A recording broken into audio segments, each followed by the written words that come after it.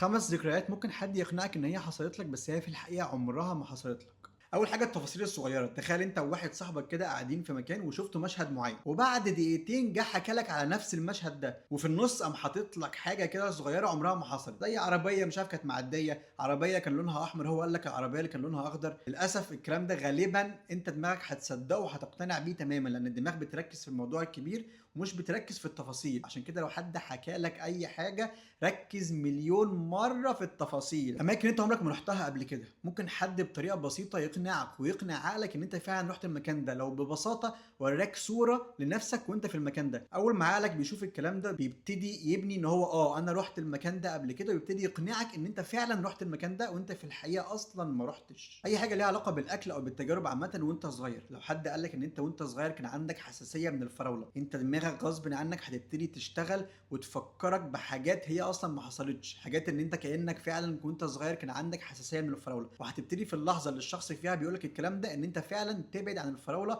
وما تقربلهاش ولا تاكلها. حاجه تانية ودي بيقولوا ان هي اصعب شويه ان حد يقنعك بيها، وهي اي حدث بيحصل لك وانت طفل صغير، زي مثلا ان انت تهت في مول، تهت في الشارع. ممكن ده ما يكونش حصل فعلا، بس لو حد عايز يقنعك بيها ده هيتطلب حاجتين. اول حاجه يكون شخص انت واثق منه يكون بيقولك الكلام ده، تاني حاجه يحتاج كذا مره يقولك الموضوع ده لحد ما يحطه في دماغك ان هو فعلا حصل، واخر حاجه ان حد يقنعك بتجربه كامله من مجاميعه، ان انت رحت المكان الفلاني وحسيت كذا وكنت متضايق او كنت مبسوط او مش عارف ايه. ان انا اتخيل واحد قاعد واقنعني فعلا ان انا رحت النادي الفلاني ولعبت كوره وعملت كذا وكنت زعلان شويه وحصل كذا كذا كذا كذا، وفي الاخر هو كل ده اصلا ما حصلش. يعني مش متخيل الموقف ان ده ممكن يحصل. يعني لو حد عمل كده في حد يبقى اكيد الشخص ده كان ساعتها ما اعرفش بقى ايه حالته النفسيه ساعتها، بس حاسس ان صعب قوي ان الموضوع ده يحصل الصراحه. بس بيقولوا ان هو بيحصل، بس بيتطلب ان الشخص اللي بيتكلم معاك ده تكون انت واثق فيه ثقه جامده جدا. تاني حاجه ان هو يفضل يكرر لك كلام عن الموضوع ده. اهم حاجه بقى انا عايز اعرف لو في حد فعلا اكتشف انه حصل له حاجه من الخمس حاجات دي يكتبها لنا في الكومنتس ويحكي لنا ايه اللي حصل معاه بالظبط، عشان نعرف لو كنا بنتغفل ولا حاجه.